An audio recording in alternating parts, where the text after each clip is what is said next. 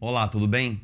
Eu não sei se você já passou pela experiência de passar um dia inteiro sem luz ou sem água na sua casa.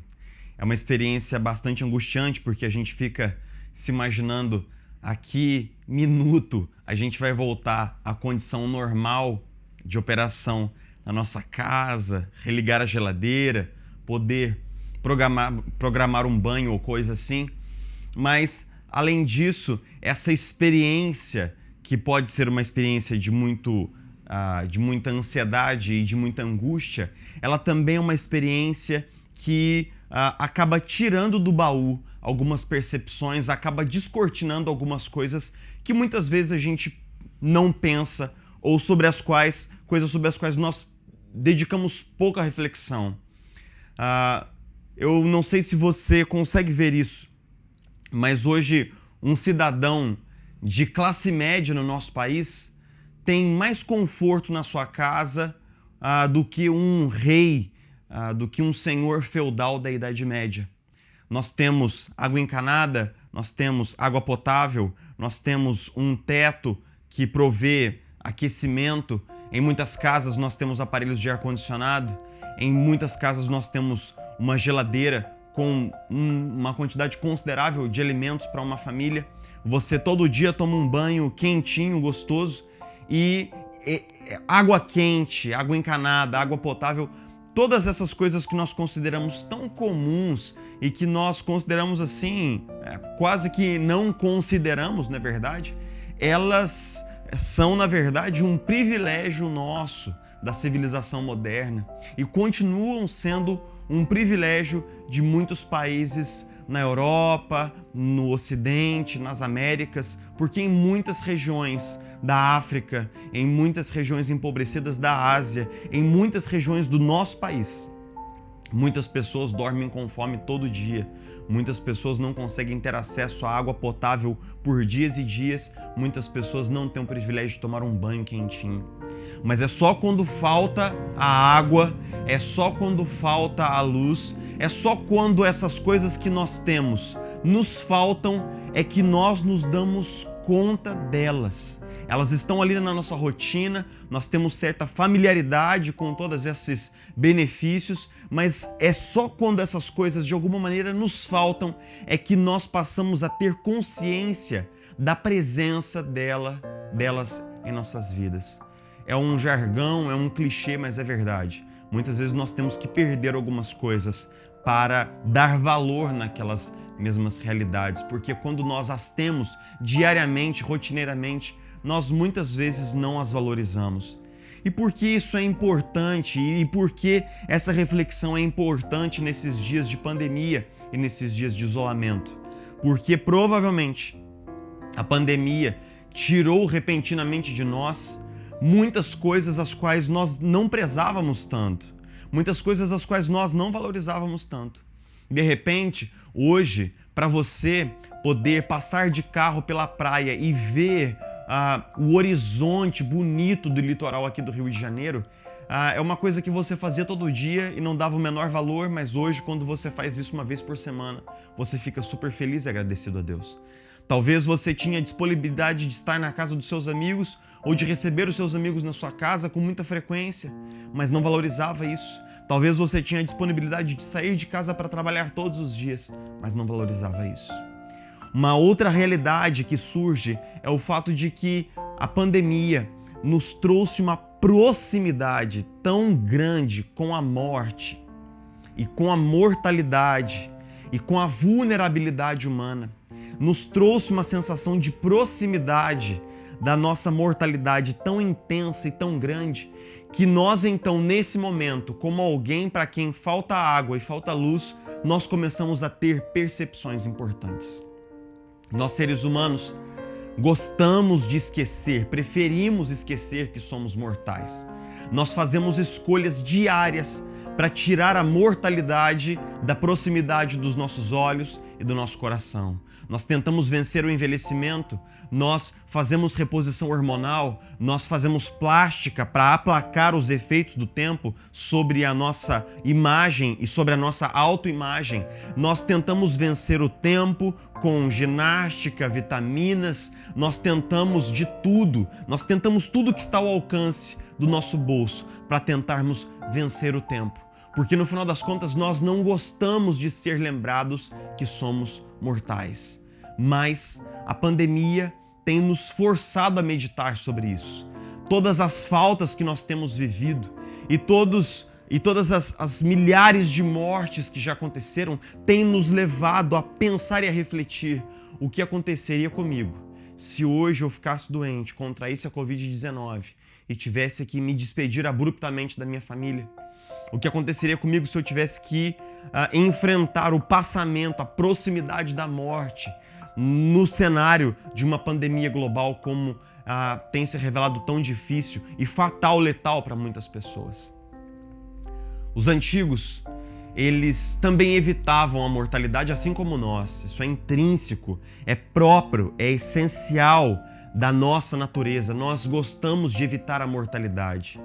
Contudo, no Salmo 90, nós vemos Moisés, homem de Deus, orando com muita sabedoria e na percepção da sua mortalidade, elaborando algumas coisas muito importantes, coisas que podem servir de lição para nós agora, para nós todos que estamos passando por essa pandemia.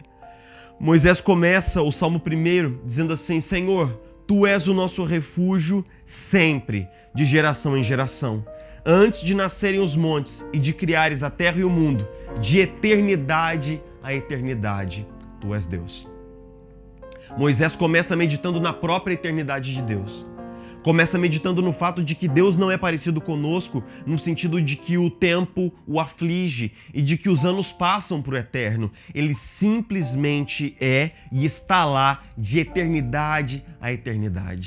É alguma coisa que a nossa mente não consegue compreender. Alguma coisa que o nosso coração não consegue captar por completo, essa percepção da eternidade de Deus. Nós usamos a palavra eternidade muitas vezes, de maneira até coloquial, mas o fato é que esse é um conceito pesado demais para a nossa mente, que foi criada em termos de tempo e espaço. Porque de alguma maneira nós sabemos que reclamar a eternidade de Deus, professar a eternidade de Deus, é dizer que o eterno está além de qualquer percepção espaço-temporal, ou seja, ele simplesmente não se submete ao relógio e ao calendário. Antes de todos os calendários pregressos, o eterno já era. E para frente de todos os calendários que possam contar qualquer tamanho de tempo, ele continuará sendo. De eternidade em eternidade, Tu és Deus. Mas no versículo 3, ele volta-se da eternidade de Deus para a mortalidade humana e diz assim: fazes os homens voltarem ao pó, dizendo, retornem ao pó, seres humanos. De fato, 1000 anos para ti são como o dia de ontem que passou, como as horas da noite. Como uma correnteza, tu arrastas os homens, são breves como um sono, são como a relva que brota ao amanhecer, germina e brota pela manhã, mas à tarde murcha e seca. Então, tomando da eternidade de Deus e da mortalidade, da temporalidade humana, Moisés começa a traçar um paralelo, uma comparação, fazendo um contraste na maneira como 1000 anos são como um dia para Deus. Mas nós somos corroídos brevemente pelo tempo. Nós somos como uma florzinha que nasce, de tarde desabrocha, mostra a beleza da sua glória e no final daquela mesma tarde ela fenece e morre. Falando sobre a eternidade de Deus e a temporalidade, a volatilidade, a maneira como a vida humana é passageira, é frágil, é pequena, é breve. Então Moisés começa a deparar-nos com dois temas que na verdade formam um bojo de um tema só nesse salmo: a eternidade de Deus e a temporalidade do homem. O fato como Deus é de geração em geração e a maneira como Deus suplanta o tempo e a maneira como nós de maneira muito contrária à eternidade de Deus. Somos seres feitos de tempo, somos seres feitos de brevidade, somos seres feitos de mortalidade. E é isso que nós temos sentido nesses dias de pandemia. E é isso que nos apavora. Eu não sei se você tem sentido muito medo. E vamos ser francos aqui, né? Vamos ser adultos na nossa conversa hoje. Medo de morrer. Eu imagino que esse medo tem perpassado a sua mente muitos dias e noites ao longo dessa pandemia. Você tem pensado consigo mesmo, e se a minha senha chegou agora? E se eu sou o próximo? E se agora será o tempo em que eu vou contrair a Covid? Vou piorar, vou ficar sem ar, vou ser internado e no meio da internação vou acabar falecendo. Nós temos, sim, medo da morte. Nós evitamos pensar sobre a nossa própria mortalidade, mas quando confrontados com a proximidade da morte, nós somos confrontados com essa realidade a qual nós não conseguimos explicar. O fato de que a pessoa está aqui e no instante seguinte ela já não está mais. Aquele corpo se torna uma massa de músculos e tendões, um amontoado de ossos que relembra em toda a semelhança fisionômica aquela pessoa que nós amávamos, mas daquele segundo em diante, quando a vida é subitamente tirada daquele corpo, aquela pessoa fantasmagoricamente não está mais ali. Isso nos apavora. A morte é uma realidade absolutamente complexa, misteriosa, crivada de uma profundidade a qual nós não conseguimos penetrar, e pensar sobre a nossa própria morte é simplesmente apavorante, chocante, consternador. Pense comigo que nós temos sentido essa proximidade da morte. Nós temos sentido essa mortalidade da qual Moisés fala aqui de maneira tão poética. Nós a temos sentido como navalha na nossa carne todos os dias desde que o isolamento tem começado. Nós temos sentido essa mortalidade pulsando em nossas veias de novo. Nós que tínhamos nos esquecido da mortalidade. Nós que tínhamos varrido para debaixo do tapete o tema da nossa temporalidade. Nós que tínhamos nos convencido de que seríamos eternos, viveríamos para sempre e venceríamos o tempo. Eu sei que você está pensando assim, Jefferson, ninguém pensa assim. Todo mundo sabe que a coisa certa da vida é a morte. Mas não é assim que nós vivemos no nosso cotidiano. Não é assim que nós trilhamos nosso dia a dia. Nós imaginamos que temos todo o tempo do mundo para tudo.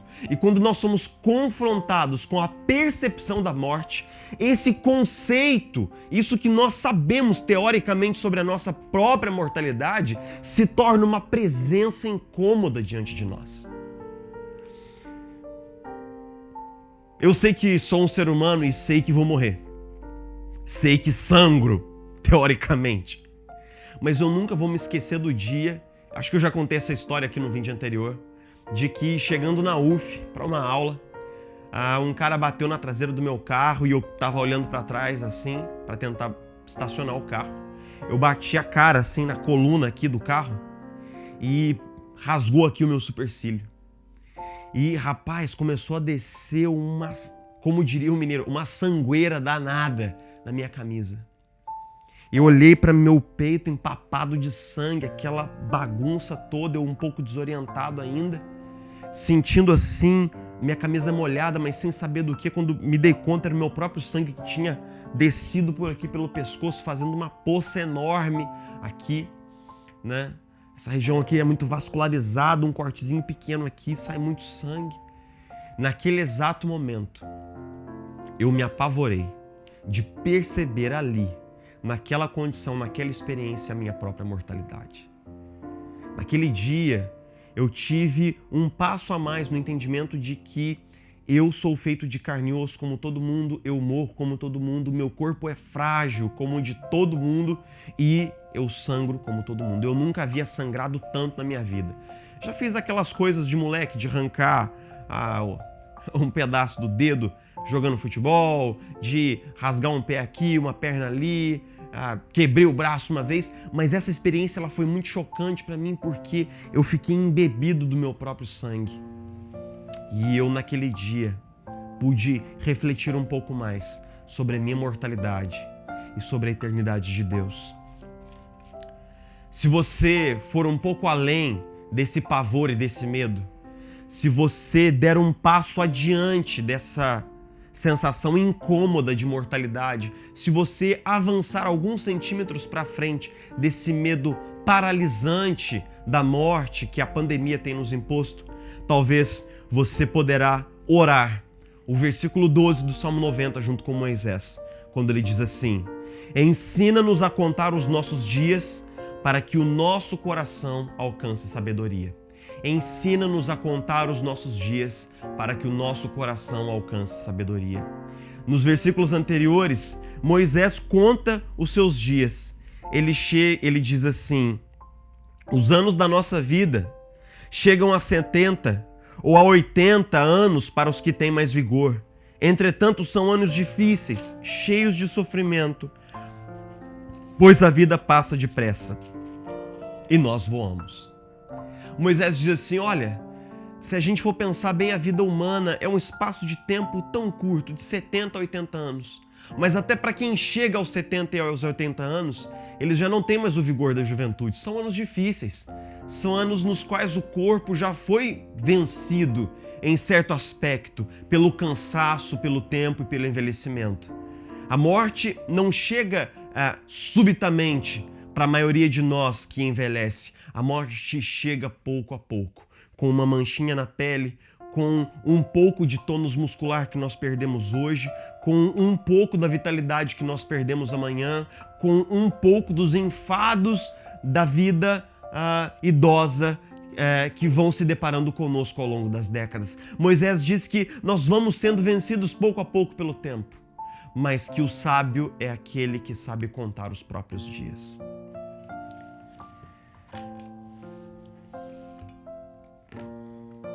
A pandemia tem nos lembrado daquilo que nós frequentemente esquecemos, da nossa mortalidade, da nossa temporalidade. Talvez você esteja lutando para empurrar essa percepção para longe de você mesmo.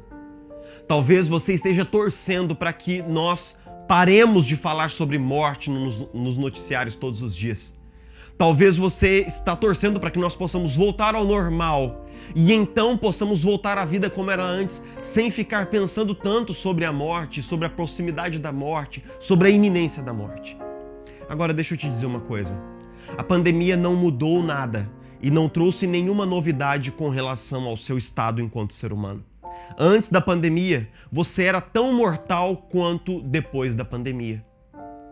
Talvez você pudesse não se dar conta disso, mas uma travessia equivocada numa esquina movimentada aqui de Niterói poderia resultar na sua morte repentina. Talvez um passeio em uma hora ruim e um assalto mal sucedido colocariam um fim abrupto à sua vida. Talvez uma pequena distração ao volante, dirigindo numa viagem, e você se encontraria repentinamente com o momento da sua morte. Ou seja, a pandemia revelou, escancarou a nossa mortalidade, mas não a inventou. Nós éramos tão mortais antes quanto somos agora. Nós éramos tão temporais antes da pandemia quanto somos agora. A grande questão é que a pandemia colocou essa manchete na nossa cara e nós não temos conseguido evitar lidar com a nossa mortalidade. Mas só o sábio, só aquele que conta os próprios dias alcança um coração sábio. Ou seja, nós precisamos refletir sobre a nossa mortalidade. Nós precisamos encarar e digerir o fato de que nós somos seres feitos de tempo.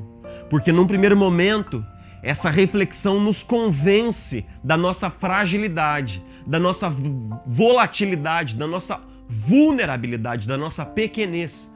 Mas num segundo momento nos revela que Deus, o Eterno, é aquele cuja glória está plena de geração em geração, de eternidade a eternidade. E as Escrituras nos convidam a nos protegermos da nossa temporalidade nele. É maravilhoso o fato de que nós somos feitos de tempo, seres feitos de tempo, mas que almejam a eternidade. E, no entanto, Jesus, o eterno Filho de Deus, se vestiu de tempo, de humanidade e de imortalidade e morreu na cruz do Calvário, no nosso lugar, para nos levar para a eternidade junto com Ele. A cruz de Cristo é a solução definitiva, cabal, para o grande problema da mortalidade humana. A cruz de Cristo é a resposta para o nosso medo da morte. A cruz de Cristo é a esperança última para aqueles que têm vivido sob o medo da própria mortalidade em dias de pandemia. Ao longo do mês de junho, nós conversamos sobre as nossas falsas esperanças. Nós fomos vendo como nós colocamos as nossas esperanças em atores e realidades que não podem fazer nada por nós. Mas agora, no mês de julho, nós vamos reafirmar a nossa esperança. Porque se a nossa geração tem colocado sua esperança em realidades que não podem fazer nada nesse momento em que nós somos fustigados pela proximidade da morte, nesse momento em que o sentimento de controle, a esperança do legado, a política, os políticos, a ciência e a medicina não podem resolver o problema da mortalidade humana, nós temos que nos lembrar que há uma esperança proposta no Evangelho e que o Evangelho propõe sim um caminho de esperança para nós, seres humanos, que passamos breves como um sopro, mas que encontramos em Deus uma promessa de eternidade por meio de Jesus Cristo, nosso Senhor e Salvador. Em julho nós vamos conversar sobre a nossa esperança, a esperança em Jesus Cristo, a esperança da igreja e como a igreja precisa ser uma portadora da esperança para esse mundo que tem vivido em desespero. Nós precisamos abrir a nossa boca, nós precisamos compartilhar do Evangelho, nós precisamos levar a boa notícia da esperança de Jesus Cristo para aqueles que estão vivendo em momentos de ansiedade, de medo, de pânico até, de depressão no meio dessa pandemia. Nós precisamos ser mais do que nunca luz, porque quanto mais escura é a hora, mais necessária se faz a nossa luz, a luz do Evangelho, a luz da Igreja de Jesus Cristo. Que Deus possa te abençoar, que nós possamos continuar nessa série de reflexões para o ano de 2020, com tempo de partilhar a nossa esperança. Que Deus possa nos abençoar em julho e nós temos ao longo da semana um desafio muito bacana para compartilhar com você. Um desafio que se chama Janela de Esperança, uma série de reflexões programada para os meses de agosto a outubro, preparada com muito carinho para que você possa convidar um amigo, um parente, para que você possa convidar um colega, para que você possa convidar uma pessoa que faz parte da sua convivência, para ouvir uma palavra específica sobre as realidades mais difíceis que nós temos enfrentado em tempos de pandemia. Que Deus possa te abençoar. Nós nos encontramos no próximo domingo, quando nós abriremos a nova série de julho, Tempo de Partilhar a Nossa Esperança. Que Deus te abençoe. Até lá.